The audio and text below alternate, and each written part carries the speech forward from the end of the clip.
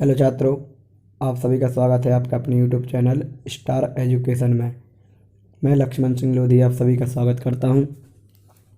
आपके लिए फिर से 11th फिजिक्स की वीडियो लेकर आया हूं। आज की वीडियो में हम कुछ परिभाषाओं के बारे में डिस्कस करेंगे। तो आइए चलते हैं वीडियो की ओर और देखते हैं आज का हमारा वीडियो। तो आज का हमारा फर्स्ट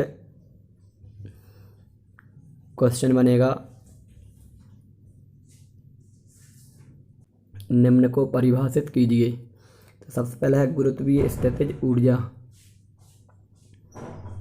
तो पृथ्वी पर पड़े हुए पत्थर को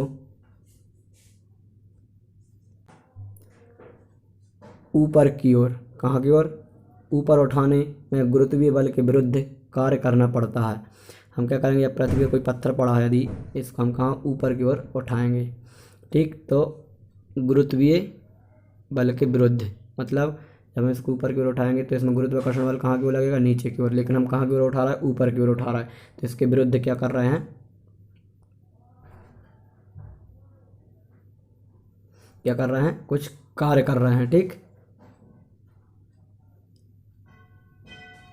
क्या करना पड़ता है, कुछ कार्य करना पड़ता है। ठीक, यही कार्य पत्थर में गुरुत्वीय स्थितिज ऊर्जा के रूप में एकत्रित हो जाता है, जिसे गुरुत्वीय स्थितिज ऊर्जा कहते हैं। फिर इसके बाद में नेक्स्ट आएगा हमारा प्रत्यास्थ स्थितिज ऊर्जा। क्या है प्रत्यास्थ स्थितिज ऊर्जा? तो स्प्रिंग को खींचने या दबाने में, किसको, स्प्रिंग को। आप सभी ने देखा होगा स्प्रिंग जब हम खींचेंगे या फिर दबाएंगे तो उसमें कुछ कार्य करना पड़ता है। क्या करना पड़ता है, कार्य। तो जो स्प्रिंग में प्रत्यास्थ स्थितिज ऊर्जा के रूप में एकत्रित हो जाता है। ठीक, इस अवस्था में स्प्रिंग को, किसको, स्प्रिंग को छोड़ने पर अपनी प्रारंभिक अवस्था में आ जाता है। यदि हम स्प्रिंग को दबाएंगे, यदि कोई हमारा स्प्रिंग है ये, इसको हम यदि इस खींचेंगे या फिर इधर की ओर दबाएंगे और इसके बाद जब छोड़ेंगे तो ये अपनी प्रारंभिक अवस्था में आ जाएगा। ठीक, तो जब प्रारंभिक अवस्था में आ जाता है तो उतना ही कार्य वापस मिलता है, उतना ही कार्य क्या मिलता है, वापस मिलता है। जितना हमने खींचा, कितना कार्य किया, जैसे हमने छोड़ा तो वो अपनी प्रारंभिक अवस्था में आएगा तो उतना ही कार्य उसको वापस आने में मिलेगा। तो जितना कार्य स्प्रिंग को खींचने या दबाने में किया जाता है, यही कार्य स्प्रिंग में ऊर्जा के रूप में क्या हो जाता है, संचित हो जाता है। ठीक, क्या हो जाता है, ऊर्जा के रूप में संचित हो जाता है। ठीक, दूसरे शब्दों में यदि बोलें तो वस्तु के प्रत्यास्थ गुण के कारण, वस्तु की क्या प्रत्यास्थता गुण के कारण उसमें संचित स्थितिज ऊर्जा को प्रत्यास्थ स्थितिज ऊर्जा कहते हैं। अब ये प्रत्यास्थता क्या होती है हम डिटेल से आगे पढ़ेंगे। ठीक, तो ध्यान रखना, जब हम स्प्रिंग को खींचें या दबाएं और उसको छोड़ेंगे तो दोनों में, जैसे हमने उसको खींचा या दबाया तो उसमें कुछ कार्य करना पड़ा, तो वही कार्य क्या हुआ, उस स्प्रिंग में क्या हो गया, स्थितिज ऊर्जा के रूप में संचित हो गया। ठीक, ध्यान रखना। फिर इसके बाद में नेक्स्ट आता हमारा रासायनिक स्थितिज ऊर्जा। रासायनिक स्थितिज ऊर्जा क्या है, विभिन्न प्रकार के ईंधनों जैसे कोयला, पेट्रोल, मिट्टी का तेल आदि में ऊर्जा रासायनिक स्थितिज ऊर्जा के रूप में संचित होती है। यानी इन सभी में जो ऊर्जा है वो क्या है, रासायनिक स्थितिज ऊर्जा होती है। ठीक, इसके बाद में नेक्स्ट आता है हमारा वैद्युत स्थितिज ऊर्जा। तो वैद्युत स्थितिज ऊर्जा क्या होती है, जो विद्युत आवेश परस्पर आकर्षित अथवा प्रतिकर्षित। तो आकर्षित का मतलब होता है पास आना और प्रतिकर्षित का मतलब होता है दूर जाना। ठीक, प्रतिकर्षित का मतलब क्या होता है, दूर जाना।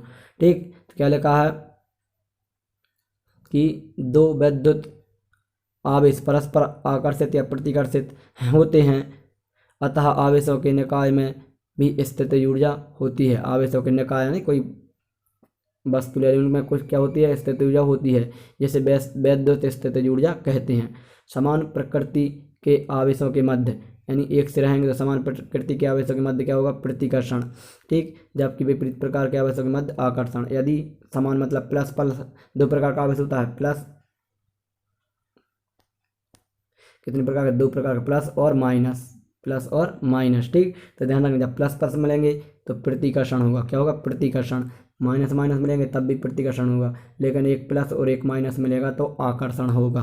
ठीक, तो समान प्रकार के बीच प्रतिकर्षण और विपरीत प्रकार के मध्य आकर्षण बल कार्य करता है। इसके बाद में नेक्स्ट आएगा चुंबकीय स्थितिज ऊर्जा। तो चुंबकीय स्थितिज ऊर्जा भी बिल्कुल सेम उसी प्रकार होगी। दो सजातीय ध्रुवों के मध्य या बीच प्रतिकर्षण बल कार्य करता है, जबकि दो विजातीय ध्रुवों के बीच आकर्षण बल कार्य करता है। चुंबकीय ध्रुवों के निकाय में निहित ऊर्जा चुंबकीय स्थितिज ऊर्जा कहलाती है। यानी चुंबक रहती है, चुंबक में क्या होते हैं, दो ध्रुव होते हैं। ध्यान रखना है, हमारे कोई चुंबक है, चुंबक भी दो प्रकार की होती हैं, इसमें दो ध्रुव होते हैं, एक एन और एक एस। ठीक, अब जब एन एन मिलेंगे तो क्या होगा, प्रतिकर्षण, चुंबक दूर दूर भागेंगे। आप देख लेना प्रैक्टिकल करके, दो चुंबक लेना, यदि उनको आप चिपकाओगे, यदि वो चिपक गई और यदि आप पलट कर चिपकाओगे तो फिर वो चुंबक चिपकती नहीं है, दूर दूर जाती हैं। क्यों? क्योंकि उनके एन एन या फिर एस एस ध्रुव पास आते हैं तो प्रतिकर्षण होता है। लेकिन जब एक एन और एक एस आता है तो वे चिपक जाते हैं। ठीक, ध्यान रखना, आप प्रैक्टिकल करके देख भी सकते हैं। तो समान ध्रुवों के मध्य क्या होता है, प्रतिकर्षण, और विपरीत ध्रुवों के मध्य आकर्षण बल कार्य करता है। चुंबक में दो ध्रुव होते हैं, एक एन और एक एस। एन मतलब होता है उत्तरी ध्रुव और एस मतलब होता है दक्षिणी ध्रुव। ठीक, फिर इसके बाद में नेक्स्ट आता है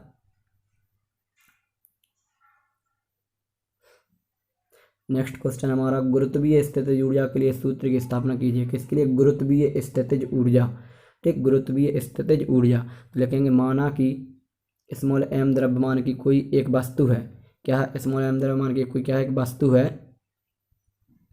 तो उस वस्तु को हमने क्या किया, पृथ्वी की सतह से h ऊंचाई तक उठा दिया, ऊंचाई तक उठा दिया, ऐसे पृथ्वी की ऊंचाई तक उठा दिया। ठीक, h ऊंचाई तक। ठीक, अब तब इस वस्तु पर इसका भार mg नीचे को लगेगा। अब जो हमने यहाँ पर कर दिया वस्तु को, तब वस्तु नीचे की ओर आने का प्रयास करेगी। ये वस्तु है, कहाँ की ओर आएगी, नीचे की ओर आने का क्या करेगी, प्रयास करेगी। ठीक, और कार्य करता है नीचे की ओर, क्या करता है, mg कार्य करता है। ठीक, m मानी द्रव्यमान, g मानी गुरुत्वीय त्वरण। तो द्रव्यमान और त्वरण से मिलकर जो बनता है वो वस्तु क्या कहलाता है, भार।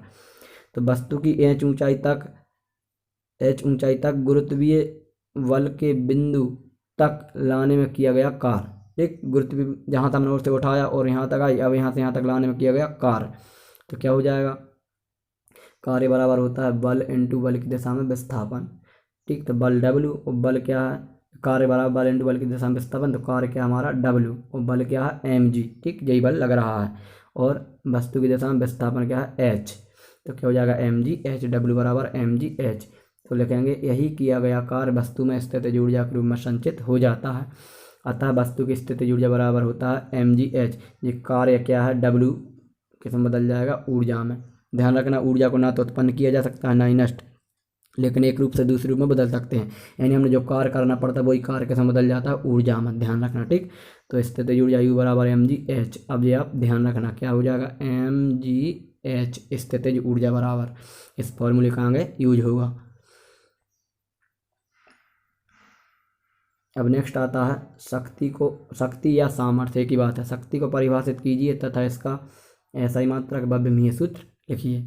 तो शक्ति क्या होती है, ठीक, हमने ऊर्जा पढ़ लिया है, हम शक्ति के बारे में पढ़ रहे हैं। तो शक्ति क्या है, किसी वस्तु के कार्य करने की दर को, ठीक, कार्य करने की दर को क्या कहते हैं, शक्ति। और क्षमता क्या कहते हैं, ऊर्जा, हमने कल पढ़ा हुआ था। ठीक, तो कार्य करने की दर को क्या कहते हैं, उस वस्तु की शक्ति कहते हैं। अर्थात किसी मशीन की शक्ति उसके द्वारा क्या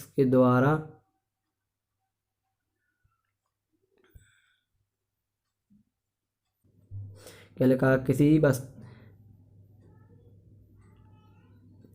किसी मशीन द्वारा, क्या लिखा, किसी मशीन की शक्ति उसके द्वारा 1 सेकंड में, किसमें, 1 सेकंड में किए गए कार्य क्यों कहते हैं।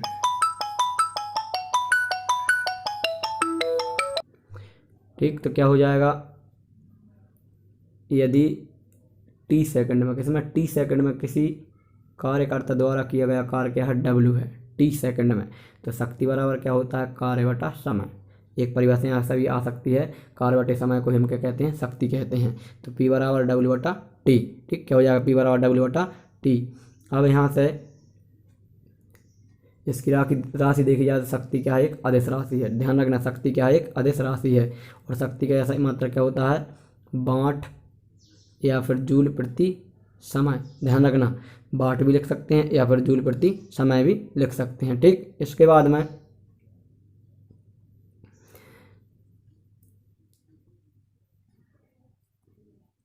विमीय सूत्र, तो शक्ति का विमीय सूत्र आप निकाल सकते हैं इसी फॉर्मूले से। तो कार्य का विमीय सूत्र ml² t - 2 और t का होता है कैपिटल T। टी ऊपर जाएगा तो -2 पहले से है, एक और ऊपर जाके माइनस के एक और हो जाएगा तो ये -3 हो जाएंगे। तो ml² T-3 ये क्या हो जाएगा, शक्ति का विमीय सूत्र। इसे भी बड़े ब्रैकेट में आप लिखेंगे पी को, ठीक। फिर इसके बाद आते हैं कुछ नोट, महत्वपूर्ण नोट हैं, इन नोट को आप याद रखना।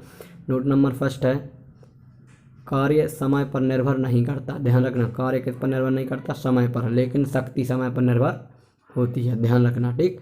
फिर 1 वाट बराबर होता है 1 जूल प्रति सेकंड, अर्थात 1 सेकंड में 1 जूल कार्य किया जाए तो शक्ति 1 वाट होती है, ठीक। 1 अश्व शक्ति बराबर होता है 746 वाट, 746, ठीक। किलोवाट शक्ति का मात्रक होता है, किलोवाट क्या है, शक्ति का मात्रक है। और 1 इलेक्ट्रॉन वोल्ट बराबर होता है 1.6 × 10⁻⁻19 कूलाम, जिसकी मतलब क्या है, कूलाम है, ठीक। अब आता है शक्ति और ऊर्जा में अंतर। तो शक्ति और ऊर्जा 2 कॉलम बनाएंगे, एक में लिखेंगे शक्ति और एक में लिखेंगे ऊर्जा। तो शक्ति क्या है, किसी वस्तु के कार्य करने की दर को क्या कहते हैं, शक्ति, और किसी वस्तु के कार्य करने की क्षमता को क्या कहते हैं, ऊर्जा।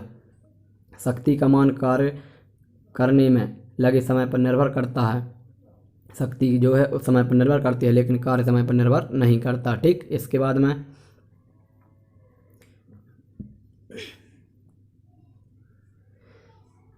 शक्ति को पी से, किससे, पी से प्रदर्शित करते हैं, और कार्य को, ऊर्जा को यू से, किससे, यू से प्रदर्शित करते हैं, ठीक। शक्ति का ऐसा मात्रक वाट या ये को लिख सकते हैं जूल प्रति सेकंड या समय, ठीक। और इसका ऐसा मात्रक होता है जूल, एक लिख लेना वाट, और इसका होता है जूल, ठीक। फिर शक्ति का विमीय सूत्र ml² T-3 और इसका विमीय सूत्र ml² T-2 होता है, ठीक। इसके बाद में एक नोट है कि गतिज ऊर्जा का मान सदैव धनात्मक होता है। ध्यान रखना, गतिज ऊर्जा का मान क्या होता है, सदैव धनात्मक होता है। तो आज की वीडियो में इतना ही, मिलेंगे नेक्स्ट वीडियो में, तब तक के लिए आप अच्छे से स्टडी करते रहें और जो भी डाउट हो प्लीज़ कमेंट करके ज़रूर बताएं। जय हिंद, जय भारत।